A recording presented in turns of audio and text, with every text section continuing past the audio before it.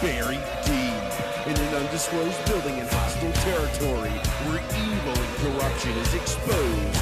You're about to enter the Tom Trento Show. All in mega battle station.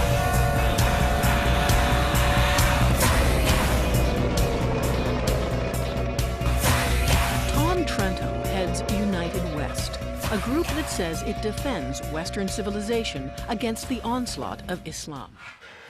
And good afternoon, everybody. Welcome to this Veterans Day, November 11th, 2013. You are listening to TrentoVision on WNN 1470 AM radio, broadcasting to you from Boca Raton, Florida. You can listen to us all the way from Miami to Orlando, or you can download the iHeartRadio app on your smartphone or other smart device and listen to us anywhere in the world. You're also watching us on TrentoVision.tv and theunitedwest.org and YouTube.com and the TeaPartyCommunity.com. And we have a very special show today because it is Veterans Day. My name is CJ. Tom Trento is still wearing his cape, fighting evil and corruption somewhere in the United States. And because he needed a handy sidekick who can put something together with paper clips and spit, he took J. Mark Campbell with him this time. So behind the cameras today, we have our producer, Damon Rosen. Hello. And I miss Mark. yeah. Already. The show's starting and I miss Mark. The show is starting and he misses Mark already, and that's because Damon is doing the job of 3 people today, and he's doing it very well, I must say. And since it is Veterans Day, we thought it would be very nice and appropriate to bring a veteran to work day, and one of my favorite veterans and favorite people in the whole world, actually, and he's one of the first people I met when I moved to Florida, is my good friend Mort Kuff right here. Thank you. Everybody give a hand and say hello to Mort. Yeah. He's one of my favorite veterans too. And Schmucky Putznick likes him too. Mort is a World War II Navy veteran. You're kidding. Yeah, that's what I hear. An artist, a journalist, a photographer, a very cute guy. He didn't want to say that himself, so I told him I'd say it for him. And also a very, very nice, all-around nice guy. Just the way we rehearsed it. Just the way we rehearsed it the first 3 times. No, I'm just kidding. This is our first shot. And Mort, you can just look over here. Okay. Which, the one in the middle? Yeah, the one over there. Okay. Yeah, you see that? Yeah. The one where I'm waving like that? Yep. Okay. Hello. Yeah. And you don't have to have that if you don't want it. Okay.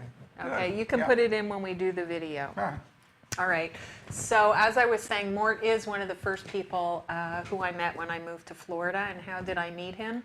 Of course, it had to be at some political events because Mort is a tireless, fearless activist.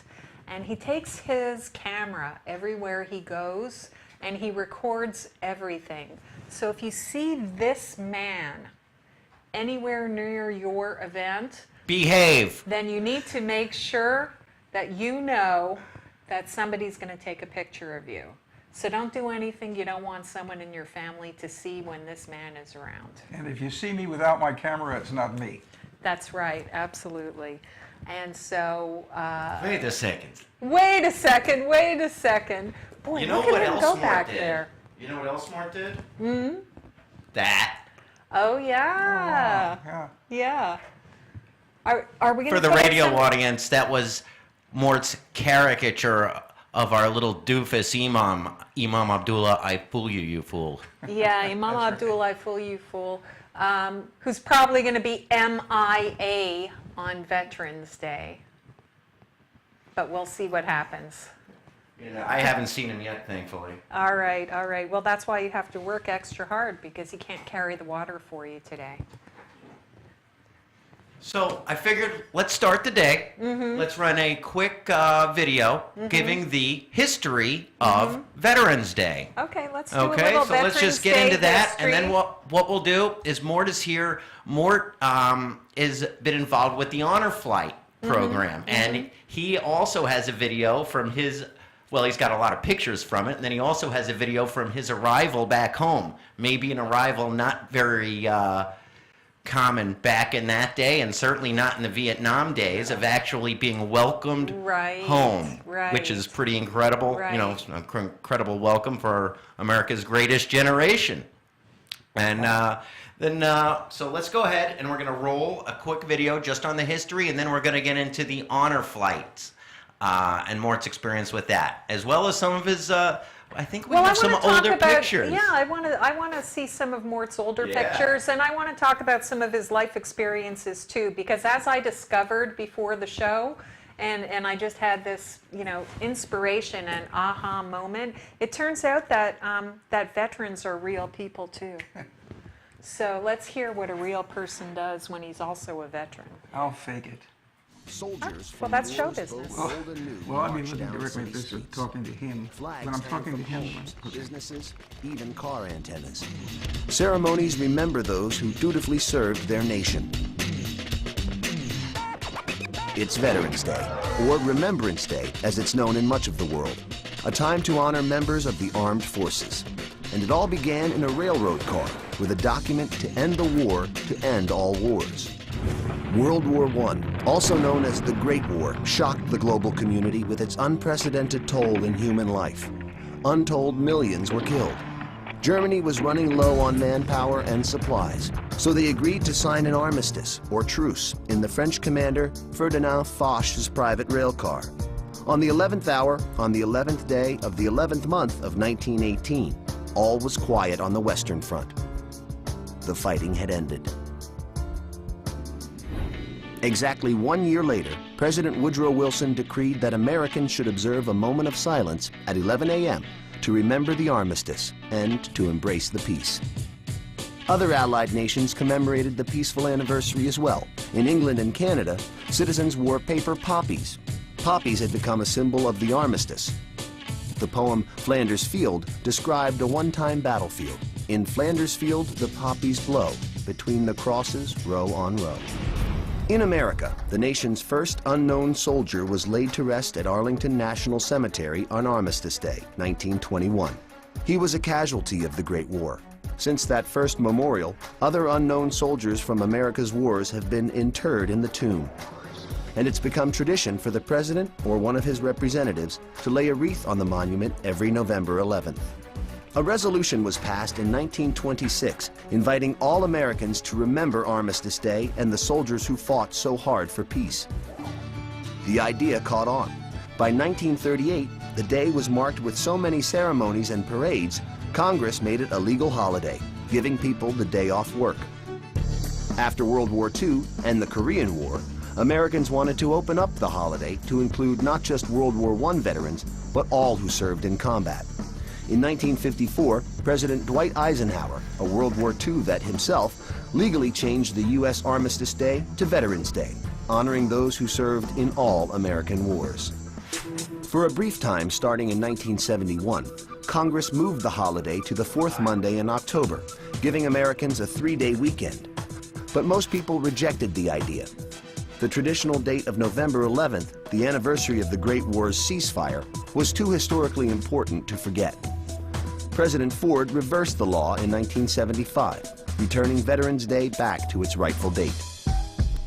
Over the decades, the holiday has changed with the times. Originally, it was a call for world peace. Then in the U.S., it became a day to remember war veterans. Today, Veterans Day is set aside to honor not just those who served in war, but also those who have served their nation in peace. That was really nice. That was really good. Thank you for showing us that. What do you think about that? I'd heard the story of how it all started, but this sure brought it right down to a few seconds. Yeah. Very good. Yeah. Good. Mort, what years did you serve? 1944 to 1946. They let you out? Yeah, I told them I just wasn't cut out for that kind of thing. What were you cut out for? I was supposed to be a lover, and that didn't work out well either. And so But you were married for a long time. I know. As usual, I have 3 answers, none of which are appropriate. We're a little bit flexible on the radio. Well, we did want to show that veterans are real people too, so feel free. I'll try to be real and see how that works. Now, he has one joke after the other before the show starts, and now he's holding back. What are you doing, Mort? Reticent are us. Reticent are us. Okay, so what did you do after the war? After the war, I went back to my old job in Baltimore. I was worked in the window display department of a women's store. And yeah, I was what they call a window dresser or a pin pusher. I did that for a while. 1950, moved to Washington D.C. Got married, started a family. You lived in Washington? Oh yeah, from 1950 on. Oh for my a while. gosh! Yeah. Actually in nearby Maryland and then eventually in Washington. But in 1955, I left my job as display director of Bond Clothes, a men's clothing store, and started a business doing signs and window props for other window trimmers. And that eventually morphed into a business of designing and producing exhibits for trade shows and museums. And I just did that for about 38 years before I realized I'm just not cut out to be a businessman. So It took you that long. yeah, some people are slow A quick learner. Slow learners. But after that, I. Oh, look at that! Honorable discharge, United States Navy. Yeah, that was a big day for me. Yeah. May 11th, 2000. 1946. Thank you Wow. for reminding us older folks. And the following day was Mother's Day, so that was an Oh, how appropriate. nice! Yeah. Yeah. So There we are. That's my mom on the big day. And, is that you with your mother? That's me with my mother on Oh May my 11th, gosh. 1946. For those of you listening on the radio, you have to go to the archives later. YouTube.com/TheUnitedWest. Wow, that's some. Let me go ahead and read that. It says, Yeah. on Saturday, May 11th, 1946, I received, quote, that, unquote, paper that I had been eagerly awaiting. I dumped the contents on my locker into my chute bag, zipped it up, and dashed toward the main gate at Bainbridge Naval Base, Bainbridge, Maryland. I caught the next bus to Baltimore and made it home as fast as my happy feet could get me there. This photo shows me holding that paper, Certificate of Honorable Discharge, with my surprised but happy mom. The next day, Sunday, was Mother's Day. Oh, Yeah. how sweet! Yeah, and sweet. I miss my mom. She, we brought her down here after I moved here. We brought her down from Baltimore when she was 90-something, and she lived until she was 102. 102. Wow. This bodes You well got good for genes, you. my man. Yeah, this bodes Yeah. well. I mean, nice for you. khakis too, but I mean, genetically speaking. I wasn't going to say anything about his pants. I was just going to keep on panning and see where this thing led. Sir, you have a very nice crease in your pants. Interested in running for president? I also have cuffs on my pants. Oh, do you have more cups? Hey, Mort's cuffs. Don't. Mort. Yes. Look at Oh that. my goodness, who is that fellow with all that hair? You were always cute. Look at that. Yeah, what happened? Oh no, put it back. But Do that again. Do it again. Oh. this is Oh. this is what happens when you live long enough. Yeah, you're lucky. Yeah. When you're lucky to live long In enough, you're in right. that previous picture, Oh, I'm sorry. You want me to go back? sure, just a minute, in between training to be a combat air crewman, which meant gunner and aviation ordnanceman in my case, bombs and fuses and all that noisy stuff. I got a job on the base newspaper, putting it together and doing some cartoons and some drawing. And That's what that picture is. That's probably 1945 or 1946, something like that. Those were the days. Look at that. And where's that? This is in front of my airplane, and that was my office at the top. A turret with twin 50 caliber machine guns. Really? You were a gunner? Yeah, that's what aviation. In the Navy, you had a specialty, which in my case was aviation ordnance. But when you were flying, you also had another duty, and that was to shoot down anything that got near you. Uh-oh. Cool. And that was Should I move over? Am I sitting too close to Is that your plane there? Actually, my plane was the number 16 with the you see the tail. I see the tail on it. But it was identical to the other plane in the background. It was a twin-engine land-based medium patrol bomber, and we would go out on 6-hour navigation hops over the Caribbean to see if we saw any submarines. But I did see a lot of flying fish. Can I ask you something about World War II? Sure. What did you think about it before World War II and during the war?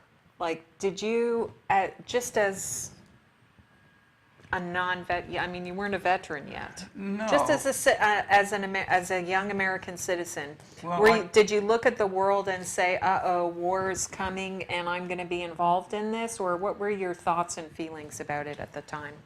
I wanted to be involved because the war was on when I was still started when I was still in high school, and a couple of the fellows that I knew went into the service. And as silly as it sounds, people in my generation, or right in my age group, were concerned that they wouldn't get to serve, that the war would be over before we actually got in it. Before you were old enough to get in it. Yeah. But So- as it worked, I enlisted when I was still 17. 17, Yeah. oh my God. You was a kid. He was just a little child. Yeah. That's But you have absolutely to amazing. you have to start young when you're stupid. Otherwise, you won't do the things that you have to do in order to be. That's a, right, that's a right. good- Get him young, treat him rough, and don't teach him anything, a right? good we learned a lot. As a matter of fact, the time I spent in the service gave me some life's lessons that have lasted me. They'll be with me always. And such things as safety and fire control and fighting, because a fire on an airplane or a fire on a ship is a terrible, terrible thing. Yeah. So we learned an awful lot. Some things I was exposed to and I was able to do, and I couldn't even recognize the jobs we did. I've forgotten so much, but I'll never forget the urgency that we had about everything. I knew damn well that if I didn't pay attention, it would grab me later. How did you feel about the United States and its role in the world during that period of time? Did you feel that the United States had like a special mission to save the world? No.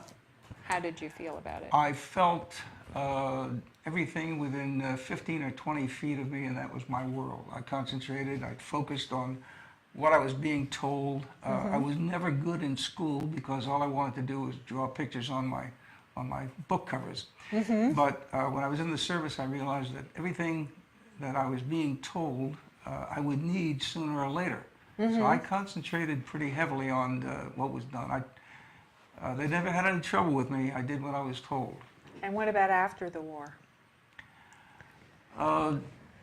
After the war, I was so happy to get through it, but at the time, I have one sibling, a sister who is 3 years younger. Well, sometimes she's 25 to 30 years younger, but most of the time... Depending on how close she is to her next birthday? Exactly. So she was 3 years younger. My dad and mom were divorced while I was in the service.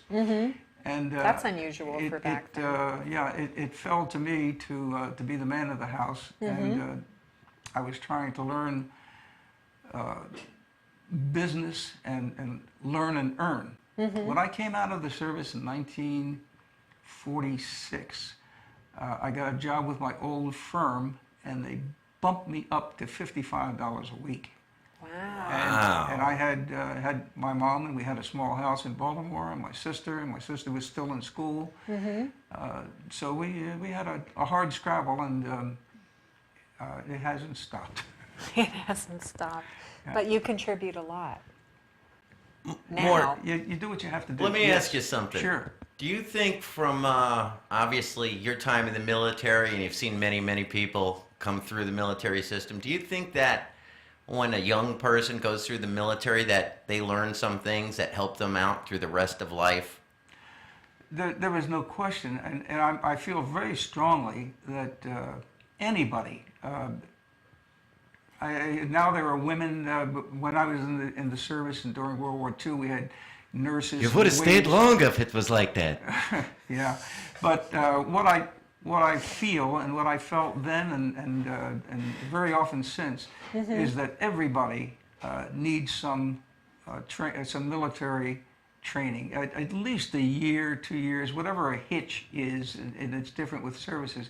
Okay. But you learn so much. You learn to get along, you learn to keep your mouth shut, you learn to talk, you learn to count, mostly you learn to depend on and be dependable to the guy on your left or the guy on your right, because those are the ones you go to war for, those are the ones you fight for, those are the ones you think of first.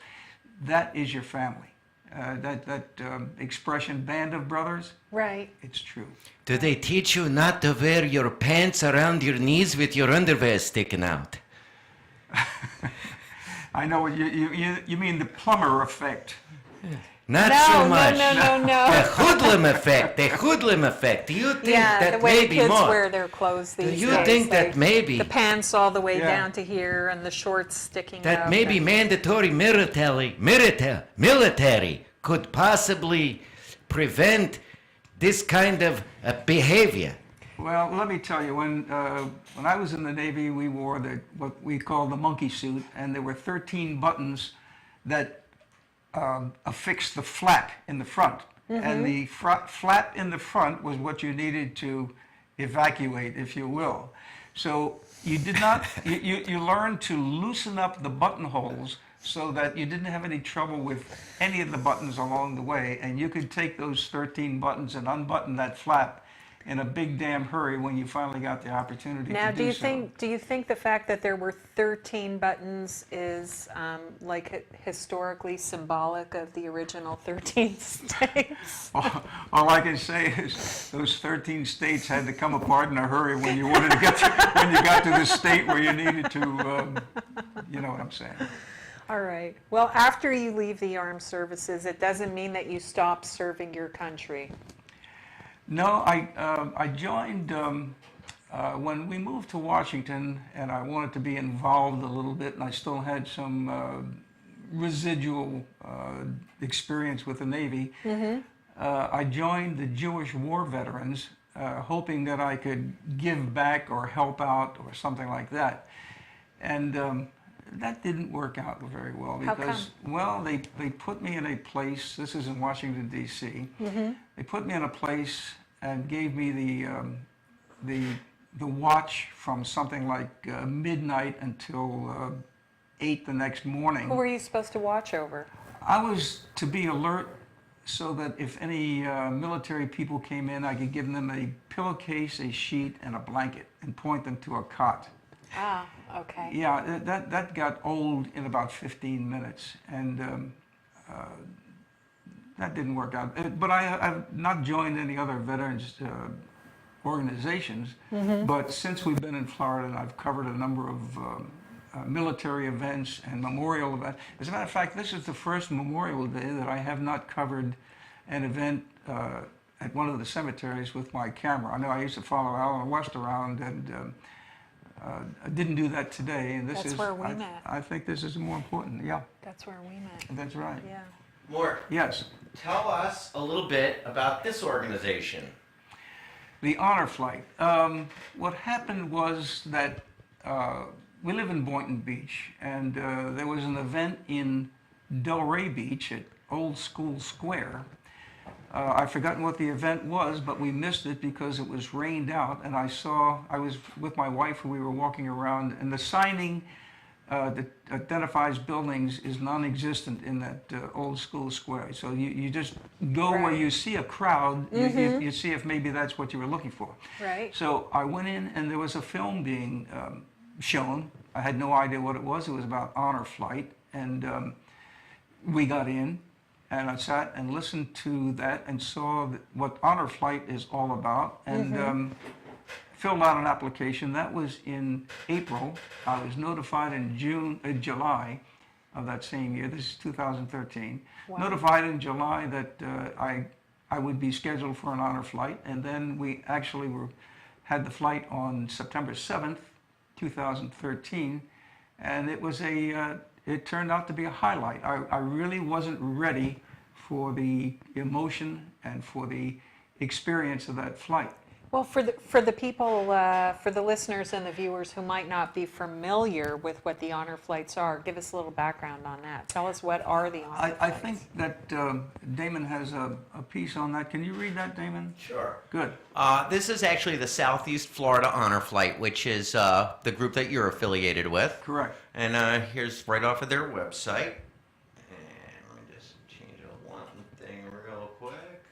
And Southeast Florida Honor Flight, a 100% volunteer organization, is one of the many hubs dedicated to honoring World War II veterans by flying them to Washington, D.C. to visit their memorial.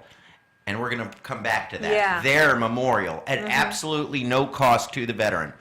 Formed in 2008 to originally service Florida's Treasure Coast, our hub has grown to include the following counties: Indian River, St. Lucie, Martin, Okeechobee, and Palm Beach. All right. Veterans, mostly World War II veterans at this time, are flown to Washington, D.C. to visit and reflect at their memorial. Top priority is given to our most senior patriots, World War II veterans, and veterans who are terminally ill. Funds are raised to make sure that every one of the special individuals flies absolutely free. Their journey to D.C., I'm sorry it has to be in such a cesspool that it goes to, but that's where the monument is, includes bus transportation, meals, T-shirts that Mort is wearing, and any other amenities that are required to travel comfortably. Including an identification that... In case you forget who you are. Yeah. And it could happen. I don't want anybody to think I discriminate. This is how we always talk to each other. Disabled veterans are also welcome, and with advanced arrangements, complimentary wheelchairs, oxygen, and medical staff will be available. Every trip is escorted by a team of well-trained volunteers and guardians who personally accompany this elite group of visitors on the aircraft and to their memorial. The volunteers and guardians pay their own way, ensuring that 100% of the proceeds go to the mission. Our mission is to make visiting the World War II Memorial a reality for as many veterans as possible. Follow the honor flight journey at www.facebook.com/honorflight. Wonderful. Well, that sounds like a damn good organization. I couldn't have said it better or as well. It's a smoothly run outfit. I was assigned a guardian, and he got in touch with me and set up a meeting whereby he could come by and visit a couple of weeks before the event, and brought this T-shirt and identification and a hat, and told me how things would go and gave me an itinerary for the day. And of course, we didn't have to be at the Palm Beach airport until 4:30 in the morning. So he asked me, this fellow is named Jeff Simpson, a lovely guy, and he lives in Stuart, Florida, which is an hour away. He said, would you mind if I came by and picked you up that morning? I thought that was great because I didn't fancy the idea of driving there and trying to find everything that I had to find. Right. And so he picked me up at 3:30, and I got up at 2:30 to be ready for him, and it just worked like clockwork. We got to the airport, and there were a bunch of other old guys with red hats like me, but Older guys. Older guys. Older guys. Well, I've never not met old anybody in the guys. last 10 years who was actually older than I am. But Yeah, right. That's but not true. I'm known for my non-truths. But he told me at the time, he said, this day will go like clockwork. He said, you probably won't believe it, but we get everything done we say we're going to. And it worked out that way. Within 5 to 10 minutes of the target time, we were where we were supposed to be. Oh my gosh. And the reason each veteran is assigned a guardian, and there were 84 of us that day from here. The reason each of us assigned a guardian is so that we won't fall off the bus, we won't step into anything, we won't miss the bus, we won't topple over. We'll take our pills if we need them, and be on time everywhere. And that's the way it worked. Tell us about this picture. You would think that everybody involved with this was somehow trained by the military. You would think so. That picture is at the end of our Look at that. Oh my gosh, that is an incredible. 84 veterans at Iwo Jima Memorial, Southeast Florida honor flight to DC, September 7th, 2013. Oh, that is an incredible And for the radio audience, picture. I'll tell you what, I didn't even know how massive that monument Look at that. is. I really did not have any idea until you see 84 veterans sitting in front of it, and it gives you an idea of the Can I ask you guys something? Last month during the government shutdown, there was a whole brouhaha that the government tried to stop the honor flights from taking place during the shutdown, even though these are privately funded and not government funded. And in fact, all around Washington, D.C. and all around the country, the federal government tried to prevent the veterans of this country even from visiting their cemeteries and memorials. And it was the veterans of this country who were the first people to stand up against the government.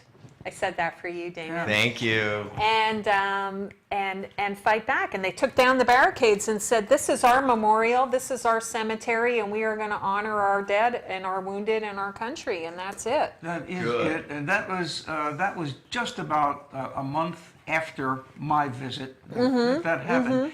And you just said something. You said that it was the government that shut down. It wasn't the government per se. It was the individuals doing the president's bidding in the White House. Now, you may have to cut me off for this, but we're not going to cut you off. I have to say it.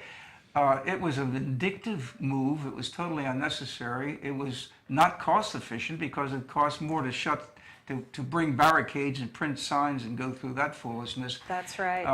And it was an affront. It was a slap in the face.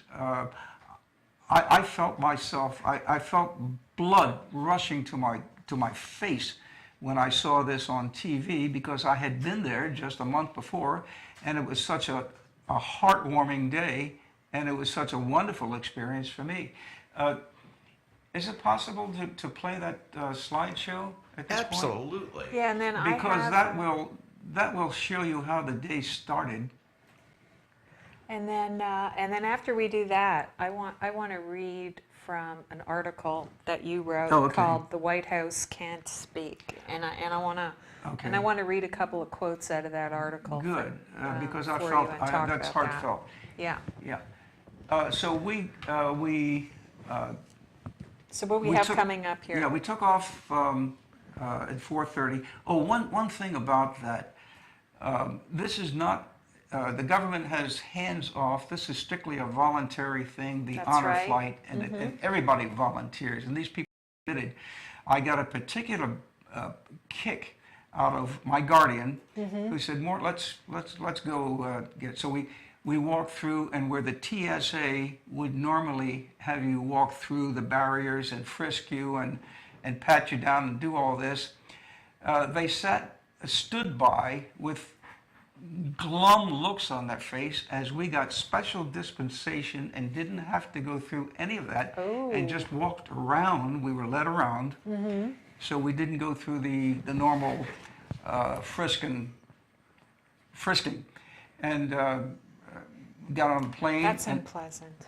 Yeah, we got on the airplane and walked all the way to the back, So since we were first on the plane, we were in the farthest seats to the rear, which was just fine with me. And everybody cooperated. Everybody was pleasant, and the bond began to form right then and there. Everybody was trying to accommodate the guy next to him. And although these were total strangers. Right. By the end of the day, I've got to tell you, I felt as if I was with family. What you're looking at now is the gathering in the baggage department. That's where we met and assembled, got our identification and all of that. There you are. Oh, look at that. That's a good picture of you guys. That guys. was at 4:26 in the morning. I didn't know these Wow. two fellows, didn't know them at all, but we all wore the red hats, we all wore the black shirts, and And you were, all have your khakis on, too. Yeah, that was not a prescription, that was just... That was a coincidence. Yeah, that's the way we did it. No, but Good. what you're saying when you look at these guys all together and Yeah. you with the other guys, you do Wow, look like yeah. you look like you've known each other forever. Yeah, there was no what I refer to as attitude. There wasn't any attitude. We were all there for the same purpose. We were all looking forward to the World War II memorial, and everybody had experiences. They all had far more experiences in actual fighting and battle than I. But there was not. Here's a picture that I don't know why I took this. I flashed myself in the men's room at the Okay, Palm Beach okay. No, everybody don't listen to that. Well, there we go. When he says he flashed himself, he meant with his camera bulb, right? Exactly. Okay. You're a sick boy. I take pictures of everything, even if it doesn't make sense. I have a sense of history, and that's why I use the camera. When these moments are gone, they're gone. That's right. Hold on, right there. yeah, here Did this airplane, did you have a ball turret on the top of this one? No, we had a ball inside. We old vets. Audience, we're showing his commercial flight. We're no longer showing his number 16 on the tab. The fellow was walking down the aisle from front to back, and he was carrying a photo of a veteran who was deceased. Here is when we get off the bus at the World War II Memorial. That's me on the left, my guardian on the right, and I have 4 children. Hang on just a second.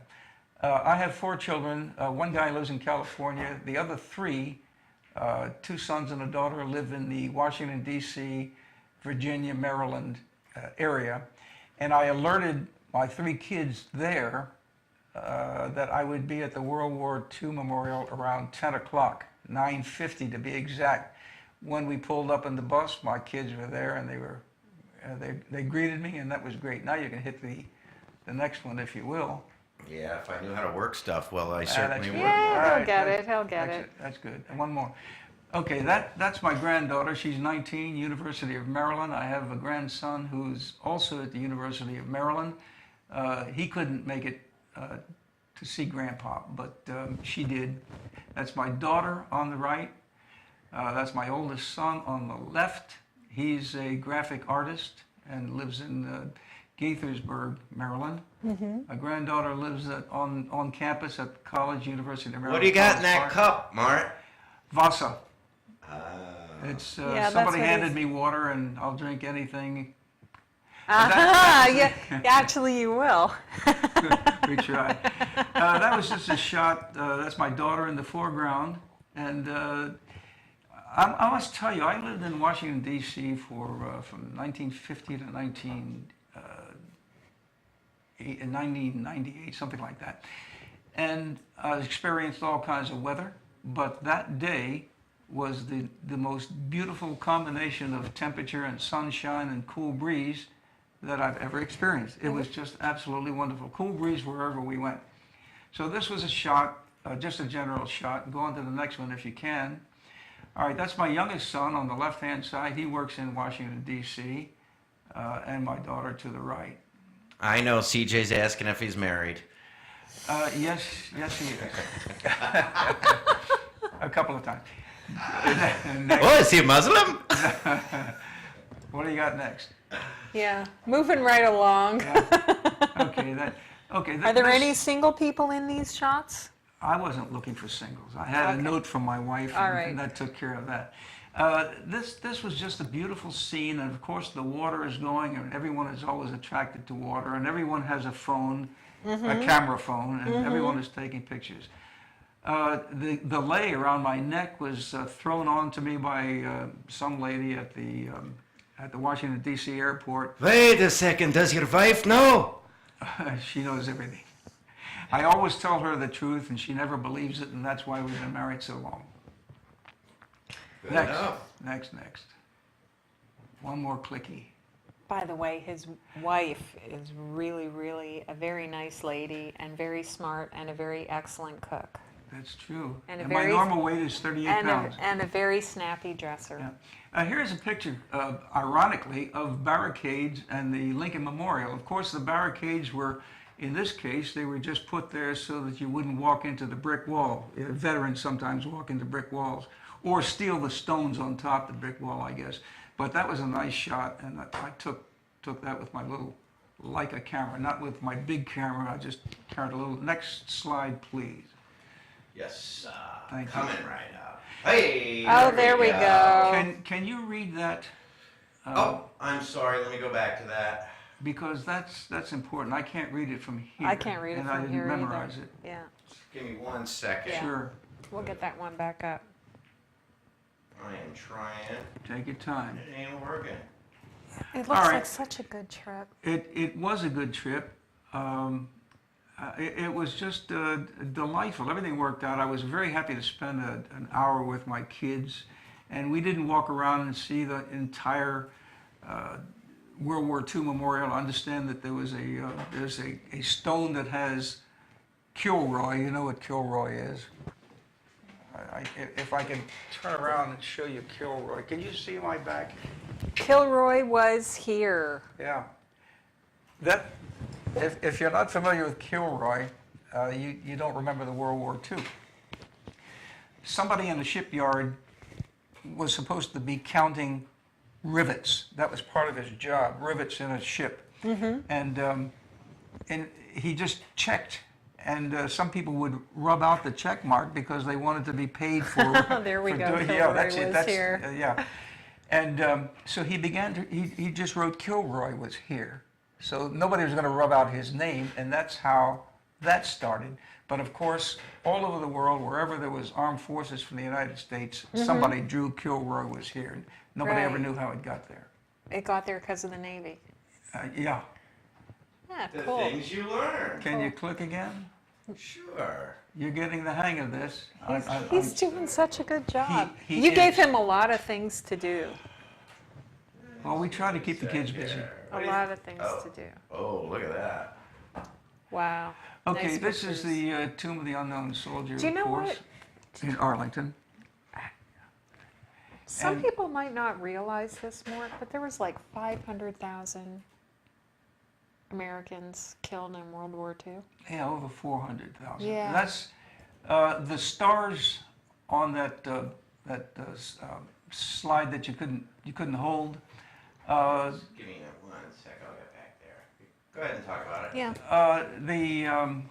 Yeah. I don't recall all the figures of the people who were killed and wounded, but it was terrible. And as terrible as it was, that was only about two-thirds. Yeah, that was only about two-thirds of the people who were killed on both sides in our war between the states. We call it the Civil War. Right, right. Where over 600,000 people Yeah, I were know. killed. It's unbelievable. Yeah. Can you read that, Damon? Sure. Please The do. price of freedom. Yeah. Freedom Wall holds 4,048 gold stars. Each gold star represents 100 American service personnel who died or remained missing in the war. The 405,399 American dead and missing from World War II are second only to the loss of more than 620,000 Americans during our Civil War. Wow. Thank you. There is a section, I don't think I took a picture of it, but there is a section of that wall that has all those stars on it, each star representing 100 people killed or missing in action. And nobody can look at that without welling up and having tears in their eyes for what it represents. It's stark. It's unbelievable. Let me ask you this, because I want to get back to this article that you wrote, Mm-hmm.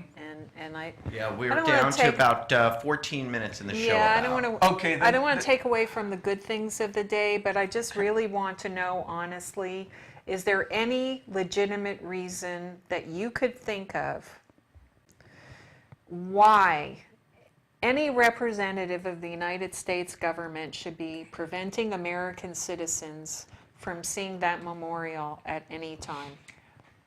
My feeling about that, and it's quite strong, is that it would be impossible for a veteran of any war in which the United States was involved, it would be impossible for a veteran who is still alive to preclude his fellow veterans from visiting those memorials. It was intentional, it was a vindictive act, and it's said to have come from the government, but the government in this case was the White House. The White House, which and is... in which case it was the Oval Office and the occupant therein. Good. You're looking at a screen now of the changing of the guard, and that's quite impressive.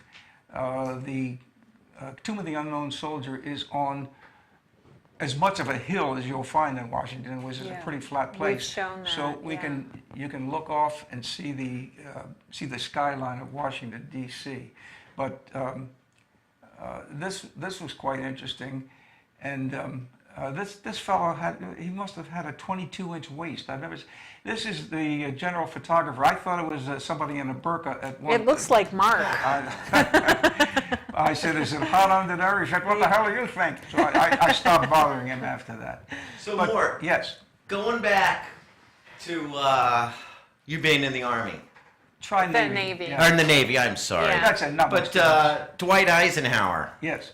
he was not quite president when you were serving, right? Oh no, he was in charge of the of the United States military. He's a 5-star general.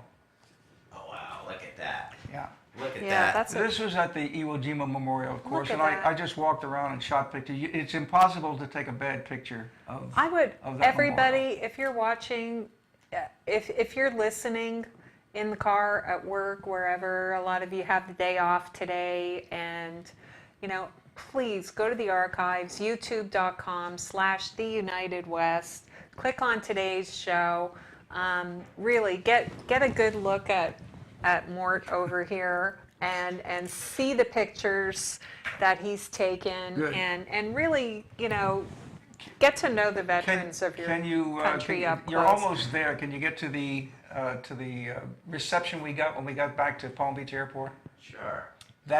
That says something that I was surprised at. It's a video, and the video was taken by my guardian, who was behind me with a cell phone camera. So you're not going to see professional quality video, but what you will get is the feeling and the ambiance and the essence Oh, look at of that. us being welcomed back, and that was quite emotional. Keep on clicking. Keep on clicking. Keep on clicking. You'll get there soon. All right, here it is. Got sound? Is there sound for that? Yeah.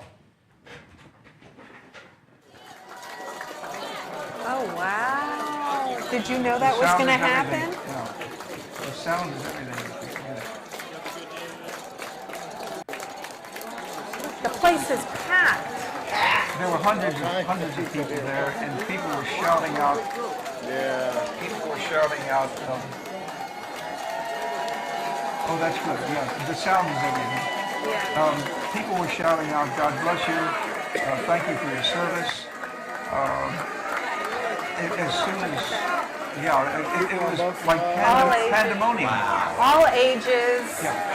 All volunteers. all volunteers, people waving signs, I saw people waving flags. I saw somebody I knew from the Tea Party in Fort Lauderdale. I saw somebody who was the Republican chairman of the Republican Party. That's the lady from the Tea Party.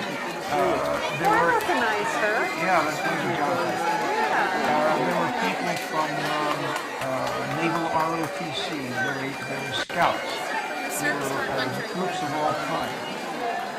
And if you can hear in the background the bagpipes. bagpipes. For a Look at radio this. audience, you won't believe this. And what time of the day You'd is think this? these guys were heroes or something.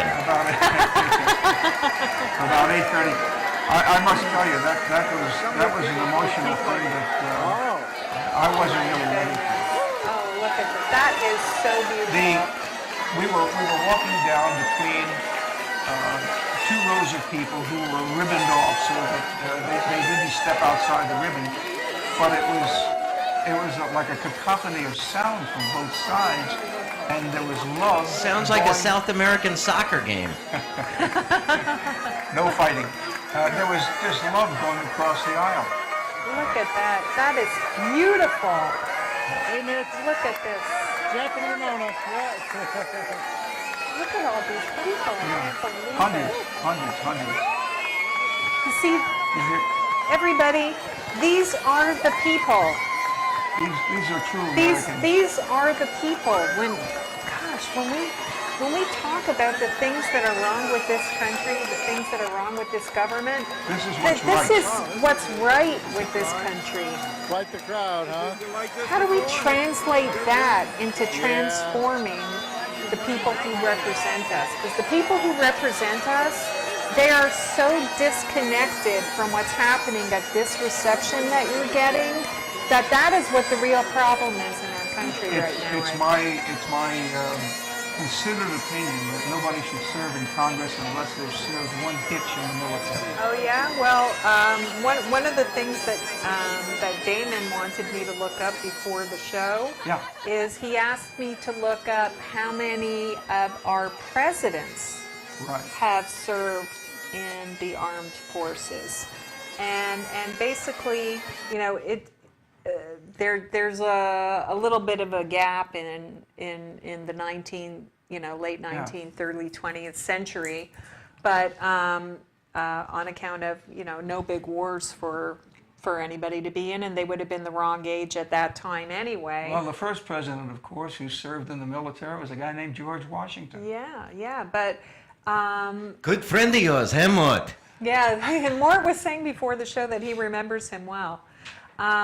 But basically, what we did was we took a look at it, and we started from World War II, and of course FDR had very legitimate reasons for not being able to serve, although he was Assistant Secretary of the Navy in the First World War. But starting with Harry Truman through Barack Obama.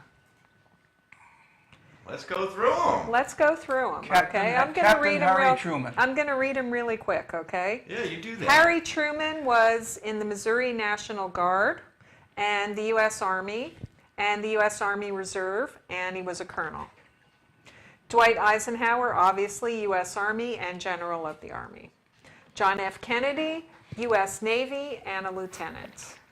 Lyndon Johnson, U.S. Naval Reserve, commander. Richard Nixon, U.S. Naval Reserve, Commander. Gerald Ford, U.S. Naval Reserve, Lieutenant Commander. Jimmy Carter, U.S. Navy, Lieutenant. Ronald Reagan, United States Army Reserve, United States Army Air Corps, that's how long ago that was. Captain. George H.W. Bush, U.S. Naval Reserve, Lieutenant. Bill Clinton, none. Rank, none. George W. Bush. Wait. Go back to what You it want me really to go says back about to- Bill Clinton. Service, none.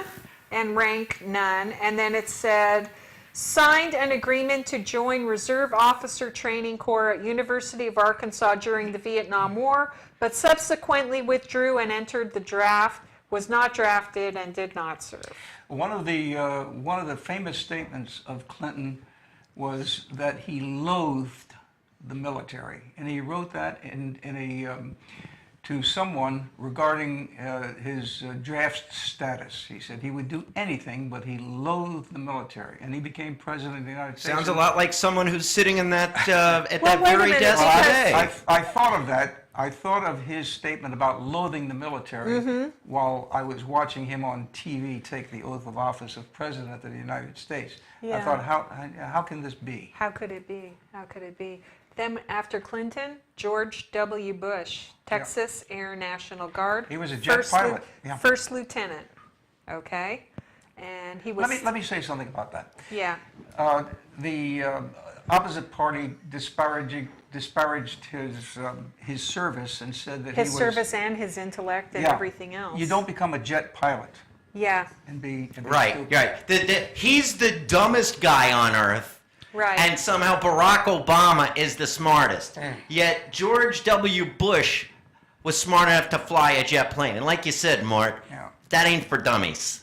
That's right. And so finish up with So our finishing current guy. rounding off the list of the World War II and post-World War II generation of American presidents, Barack Hussein Obama, service, none, rank, none, active service, none. What do you mean rank none? He's the commander-in-chief. None. All right, we're down to about 3 minutes to go on the show. Normally on Mondays, we like to cover a lot of the crazy news from the You weekend. want to get the White House But in there? Can't do that. last week, we did a special, a 3-part series on all the president's ladies, or Barack Obama's ladies. Yeah. One of the sick, communist, just bad news girls of the administration is our UN ambassador to the United Nations, Samantha Power. And just late last week, we have this story. Yeah, gosh. Read it. Gosh. Now, this was from Wednesday. This is where she insulted the Vietnam veterans. Okay. So she was at a UN Association of the U.S. 2013 Global Leadership Awards in New York. And Malala, is it Malala or Malala? I think it's Malala. I don't know. It doesn't matter. Okay, the Pakistani teenager who was shot in the head by the Taliban for going to school, and then they sent her to Britain, and she was miraculously recovered. remember Okay, reading that. okay, so she was honored, and at that event, Samantha Power, who represents the United States to the United Nations, pontificated. Hi, everybody. You know your life has changed when you're hanging out with Jane Fonda backstage. There is no greater embodiment of being outspoken on behalf of what you believe in and being all in every way than Jane Fonda. And it's a huge honor just to even briefly have shared the stage with her. You mean that Jane Fonda? That Jane Fonda. Yeah, for that Radio Jane Fonda. audience, what are we looking at? Okay, CJ? we're looking at Hanoi Jane, okay, during her trip to North Vietnam, during the Vietnam War. Wearing a helmet. Wearing a helmet, a traitor to the United States. Yeah. She betrayed the U.S. servicemen She sure did. who. What was that? Well, they were trying. They were trying to smuggle. They were trying to pass messages with their rank and serial Social numbers, Security number. so people would know back home Yeah. that they were POW MIAs, and she turned them in Yes. to the Viet Cong. Okay, and that's who the U.S. ambassador to the UN admires. And who appointed her? Barack Hussein Obama, who lives where? In a place called the White House. In a place called the White House. Yeah, it's actually our house. It's our house, that's the point. The people in that house are accountable to the people who were at that airport when you got back from your flight. And I just want to thank you for being here. Thank you. Thank you for Thank serving you our all country. veterans. And thank you all veterans, and we love you and we appreciate you, and we will see you tomorrow. Bye. Thanks, Mort. Look at this. Good. Thank you. That went well.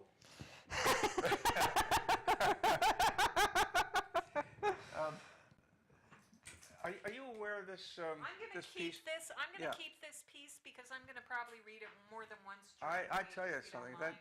That was heartfelt. Yeah. I'm going to Let me turn turn this. I'm going to turn you off now. You couldn't do that if you tried. I'm incorrigible, and I'm relentless. Is that okay for you? It was. Sure. Was it as good for me as I thought it was for you? Yeah. Oh, this is flipped. I'll unplug Thank you. Thank you. Oh, yeah, that's good.